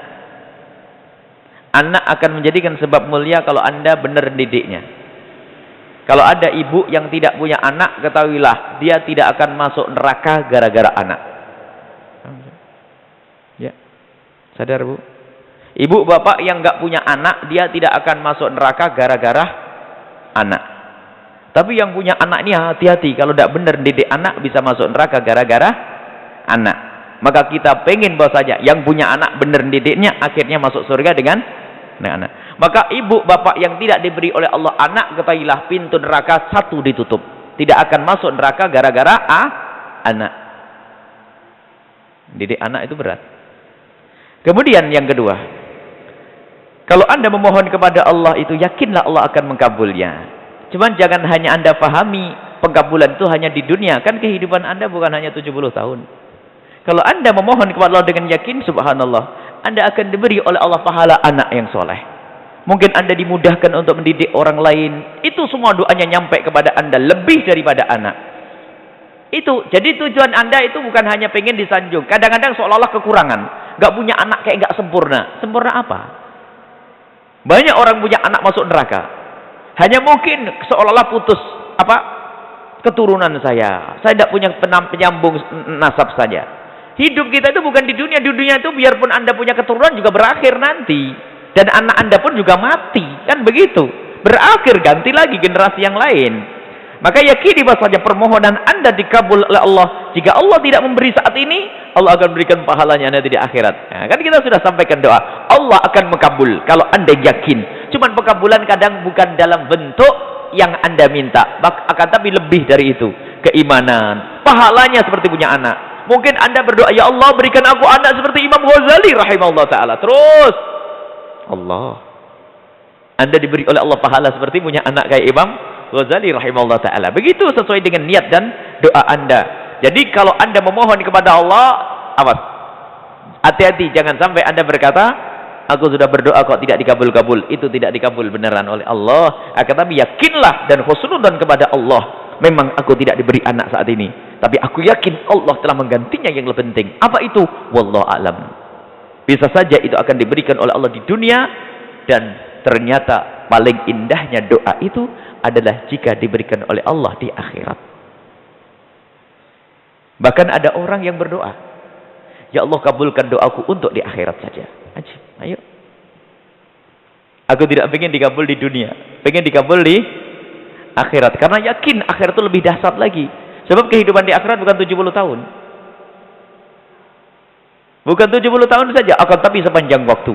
Maka memohonlah kepada Allah dengan tulus, yakin, dan jangan sampai tidak punya anak menjadi sebab cekcok dalam rumah tangga. Ini nasib benar nih. Anak tidak jaminan orang masuk surga kalau tidak benar mendidiknya. Anak itu titipan amanat. Memang nikmat satu sisi, tapi sekaligus itu amanat besar di hadapan Allah Subhanahu wa taala. Dan ketahuilah Nabi Muhammad menyebut banyak para bapak ibu ahli ibadah, solehah, soleh, tapi masuk neraka gara-gara anaknya. Maka ibu bersyukur kalau tidak punya anak, pintu neraka ditutup untuk ibu. Satu yang namanya anak. Ibu nggak bakal masuk neraka gara-gara anak. Akan tapi ibu tidak usah ngerawat anak karena ibu selalu berdoa. Ibu nggak usah ngerawat anak, nggak usah nyusui anak, nggak usah gendong anak, nggak usah ngantar jemput anak. Akan tapi karena ibu tulus berdoa, Allah telah memberikan pahala punya anak. Dan nanti di akhirat ibu melihat itu semuanya. Itu, ini yang harus diyakini. Baik, kemudian yang kedua, ibu yakin Allah Maha Kasih. Dan apa yang diberikan oleh Allah untuk Anda itu adalah yang terbaik untuk Anda. Kemudian Anda bertanya, mungkinkah aku masih punya anak, umurku sudah berapa puluh? Kalau Sayyidina Zakaria, masalah mungkin. Agar tapi lihat, mungkin iya, mungkin bagi Allah adalah mungkin. Tapi itu adalah bab daripada bab karomah, bab yang perlu kita yakini bahasanya tidak harus di dunia. Itu saja. Allah bisa saja memberikan jangankan kok Sayyidina Isa itu keluar dari seorang ibu yang tidak pernah dijamah oleh seorang laki-laki. Secara akal adalah nggak bisa karena tidak ada pembuahan di situ. Bagaimana bisa? Allah yang menciptakannya. Lebih dahsyat lagi Nabi Adam tanpa bapak, tanpa ibu, kan begitu. Akan tapi itu adalah sesuatu yang jika Allah kehendaki terjadi. Tetapi ingat bahwasanya hal-hal yang semacam itu adalah namanya kejadian yang luar biasa, bab karamat, mukjizat dan sebagainya. Dan bagi Anda adalah bisa saja mukjizatnya adalah mukjizat yang disembunyikan oleh Allah, atau karamat maksudnya yang tidak ditampakkan oleh Allah, sehingga Allah cinta kepada Anda. Dengan permohonan Anda diangkat derajatnya oleh Allah. Anda mohon lagi diangkat derajatnya oleh Allah. Dan di saat kita memohon, bahkan sebagian ulama menyebutkan, kalau Anda memohon kepada Allah itu kok tidak diberi oleh Allah, tidak diberi oleh Allah, itu bukan berarti Allah tidak cinta. Karena apa? Allah senang engkau memohon, dan Allah telah menyiapkan sesuatu yang lebih dahsyat lagi. Tunggu dulu, aku senang jika hambaku ini, sehingga kadang-kadang sudah jatuh ketimpa tangga. Ada? Sudah begini-gini, tapi Allah. Dan permohonan kepada Allah itu yang seharusnya seperti orang di tengah laut, terhampar. Tidak ada yang bisa menolongnya, tidak ada manusia. Memohonnya kepada siapa? Allah. Karena tidak ada orang. Kalau masih ada orang, gantung ke orang. Allah. Di tengah hutan sendiri, Allah. Ya kan gitu. Allah gitu. Dokter mengatakan apa? Vonis. Nggak bisa mengobati. Ayo ngadunya kepada siapa? Itulah ikhlas. Kita pengennya jangan nunggu divonis dokter begitu baru Allah itu. Jadi sampai digambarkan para ulama memohon yang benar itu adalah mohon seolah Anda di tengah padang yang tidak ada orang yang bisa menolongmu kecuali Allah. Jadi minta ya Allah. Sudah selesai. Itu tulus benar itu. Karena Allah Subhanahu wa taala. Baik, itulah Ibu, bagi siapapun yang tidak dikarunia anak, berarti Allah telah menutup pintu neraka yang namanya anak. Hati-hati. Kemudian masalah pahala bisa didapat dengan Anda mendidik anaknya orang, anak tetangga, anak saudara. Itu sama. Adapun masalah siapa yang merawat Anda di masa tua, Allah. Alangkah banyaknya seorang ibu punya anak kurang ajar, ibunya diusir ya. Tidak diusir tapi dikucilkan ibunya, anak durhaka. Apa enaknya itu semuanya? Di dunia tersiksa, masuk neraka lagi, anaknya masuk neraka, ibunya dibawa ke neraka. Itu hati-hati. Jadi Anda bisa merawat anaknya. Yang merawat Anda adalah Allah. Kalau Anda baik kepada Allah, Anda benar kepada Allah, Allah akan kirim orang yang bisa merawat Anda. Dan tidak Anda duga siapa dia. Sudah ada, pada waktunya nanti ada. Allah akan merawat Anda dengan sebaik-baik perawatan. Dan sebaik-baik yang menjaga Anda adalah Allah, bukan manusia, bukan anak. Kalau orang punya anak, bisa saja anak mendahulinya. Makanya wahai para orang tua, kalau Anda mendidik anak, jangan mendidik anak karena Anda ingin dirawat di masa tua Anda. Itu musibah besar. Ini bisa menjadi anak mama nanti. Sehingga anaknya salah gak berani negur. Kenapa? Nanti takut saya waktu tua dibentak-bentak oleh anak saya. Kan begitu. Sehingga ada anak tersayang kan, ada ya. Anak laki-laki satu, nak, nanti kalau ibu tua sama kamu, nak, ya. Iya, Mi. Makanya kalau anaknya yang bakal ditumpangi itu salah, nggak berani negur, neraka akhirnya. Tapi didiklah anakmu karena perintah Allah. Cubit kalau salah. Tegur kalau salah. Biarpun anak tersayang. Nggak ada. Justru anak tersayang harus, ini. Makanya jangan engkau mendidik anakmu hanya karena engkau ingin numpang di masa tuamu. Karena anakmu bisa mati lebih dulu darimu. Ayo, kalau kau berbantung pada anakmu. Ini. Jadi mendidiklah anak karena Allah, perintah Allah. Maka seorang bapak bisa tegas. Seorang bapak bisa benar. Aku hanya ingin mengarahkanmu kepada Allah, nak. Yang penting Allah, Allah, Allah, baru hebat itu. Didiklah anakmu karena engkau menjalankan perintah Allah. Jangan engkau merawat dan mendidik anakmu hanya karena engkau ingin menumpang di masa tuamu. Wallahu a'lam bishawab. Kemudian doanya Nabi, ibu, doa Nabi banyak, bu, terlalu banyak. Kalau ibu pengen doanya Nabi SAW, akan tapi ibu pengen kelas ringan, ada kelas tengah-tengah, ada kelas berat ya. Alhamdulillah zikirnya para bapak-bapak, para ulama yang sudah ada di Indonesia, mulai dari Astaghfirullahaladzim alladzi la ilaha illal qayyum, itu doanya Nabi. Allahumma antas salam, doanya Nabi. Astaghfirullah, doanya Nabi. Itu subhanallah alhamdulillah wala ilallah akbar, doanya Nabi. La haula wala quwata illa, doanya Nabi. Itu yang ringan-ringan setelah sholat itu adalah doanya Nabi sallallahu alaihi wasallam. Ada termasuk yang kita kumpulkan dalam Al-Wirdul Fatih, itu doanya Nabi semuanya. Anda pengen naik pangkat sedikit, baca Ratibul Haddad atau Al-Wirdul Latif lebih banyak, itu dari Nabi sallallahu alaihi wasallam. Masya Allah ya. Kalau pengen gede lagi, beli kitab azkarnya Imam Nawawi, bi'iddar wasjaskaritas taril azkar. Kata ulama itu, beli, jual rumahmu untuk beri kitab azkar. Kitab azkar itu kitab doa, mulai dari apapun, mulai dari Anda bangun sampai tidur, segala macam pekerjaan, segala aktivitas ada doanya dari Nabi Shallallahu Alaihi Wasallam. Nama kitab Al-Azkar. Nah, tidak cukup orang bersemangat, akan tapi perlu diukur dengan kemampuan. Aku semangat mengamalkan sunnah Nabi, beli kitabnya tok. Nah, nih. Jadi berangkat dari yang sedikit, bu, zikir subhanallah 33 kali, Allah Akbar 3 kali. Itu dari Nabi SAW. Itu zikirnya, doanya Nabi SAW. Jadi ibu sudah punya doanya Rasulullah SAW. Nah, setelah itu memang sebaik-baik doa adalah doanya Nabi. Kalau Anda paham maknanya. Tidak paham pun, ya. Akan tapi lebih dari itu, Anda pengen punya ungkapan-ungkapan dari hati Anda, mintalah kepada Allah sesuai dengan keinginan Anda. Sesuai dengan keinginan Anda, akan tapi ingat batasan yang diberi oleh Imam Ibn Athaillah. Jangan sampai engkau berdoa karena ingin memenuhi kebutuhanmu saja. Tapi tidak. Berdoalah karena Allah memerintahmu untuk berdoa. Sehingga ada adab doa. Jika engkau fakir, lihatlah kebesaran Allah. Kekayaan Allah. Allah yang maha kaya.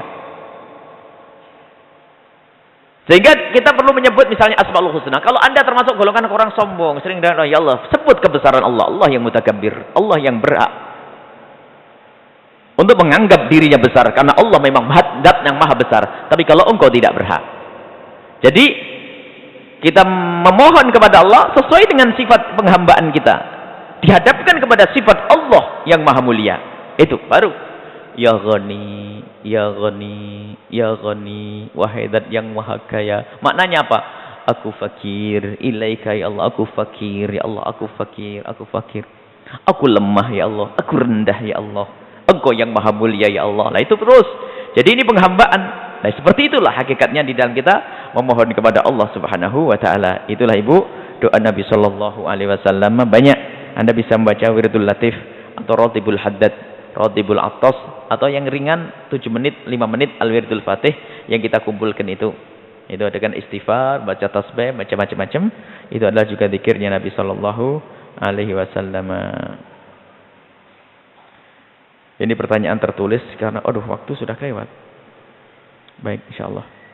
Tidak terasa karena memang juga isyaknya itu mundur.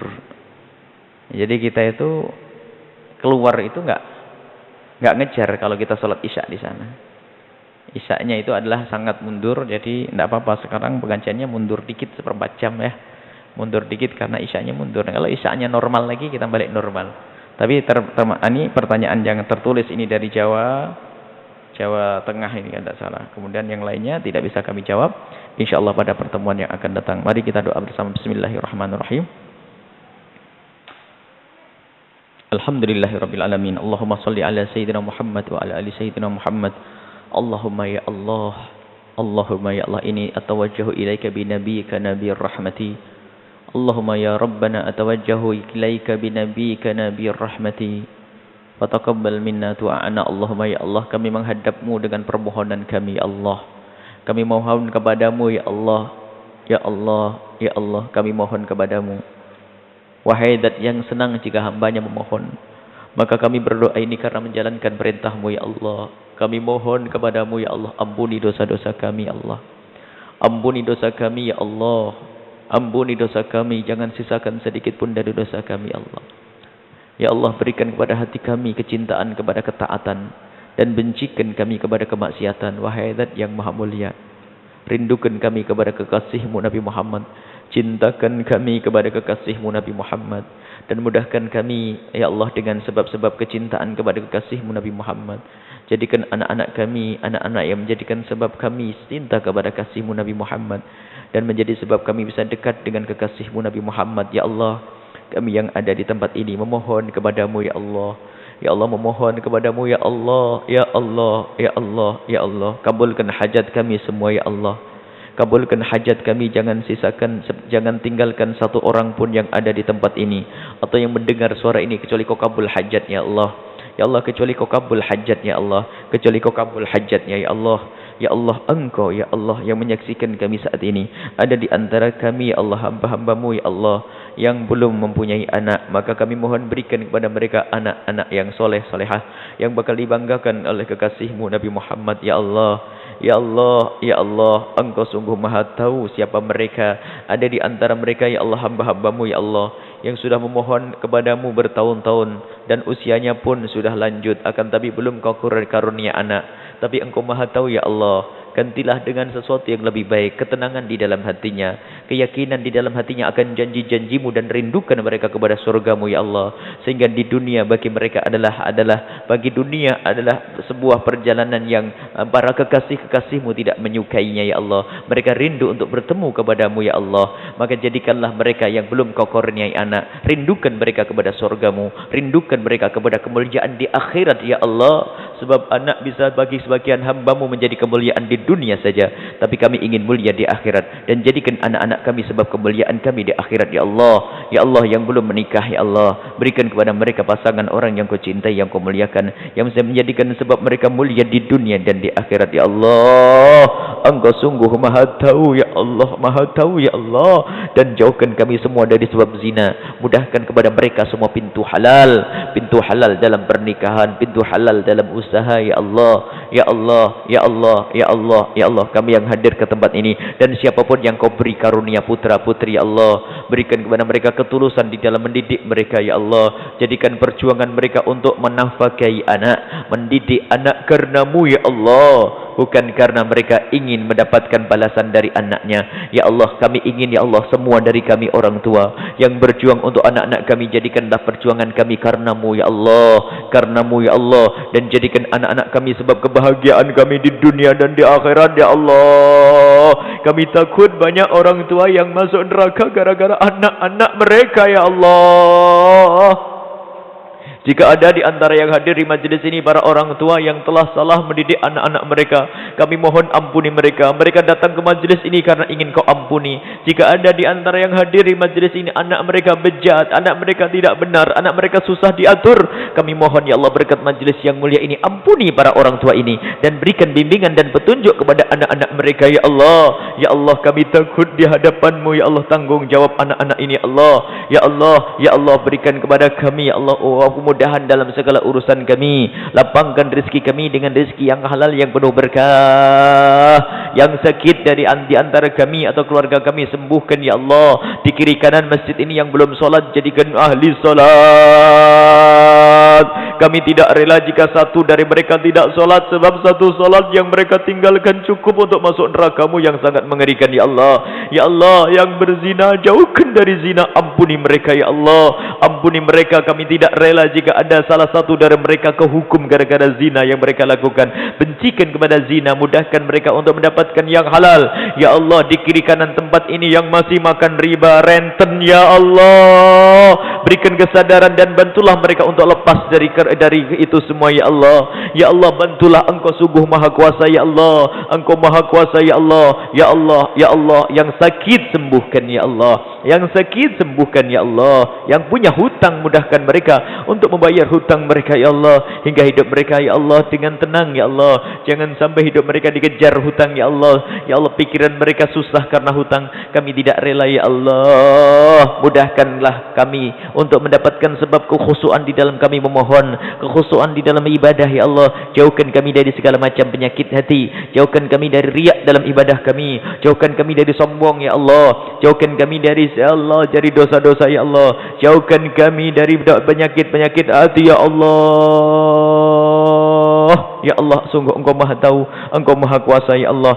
Ya Allah, ya Allah, ya Allah, panjangkan umur kami semua dalam ketaatan serta sehat walafiat, dan berikan kepada kami keikhlasan, dan kirimkan kepada kami orang-orang ikhlas, dan berikan kepada semua yang berjuang ya Allah, berjuang ya Allah bersama kami atau bersama para ulama-ulama yang lain ya Allah. Berikan kepada mereka semua keikhlasan, ketulusan, dan kirimkan bersama kami hanya orang-orang ikhlas ya Allah. Yang bersama kami lalu mereka tidak ikhlas, jadikan mereka ahli ikhlas ya Allah, ahli ikhlas ya Allah. Ya Allah, dan rindukan, cintakan kami dan anak-anak kami kepada kekasih-Mu Nabi Muhammad, dan mudahkan kami kelak untuk bertemu kepada kekasih-Mu Nabi Muhammad, dan pertemukan kami di dunia sebelum di akhirat nanti ya Allah. Biarpun dalam mimpi-mimpi kami ya Allah, ya Allah, rindukan kami kepada kekasih-Mu Nabi Muhammad. Panjangkan umur kami semua dalam ketaatan serta sehat walafiat.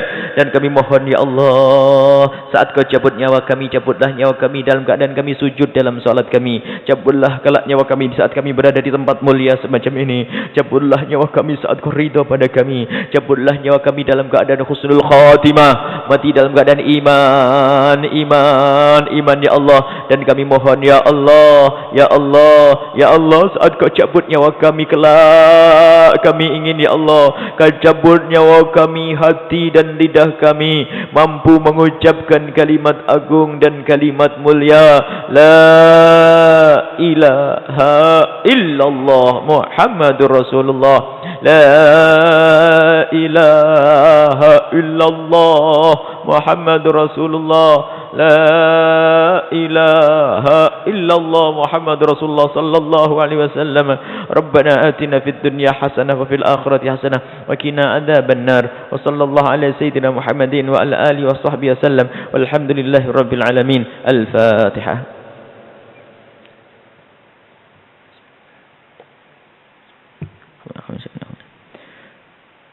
Terima kasih.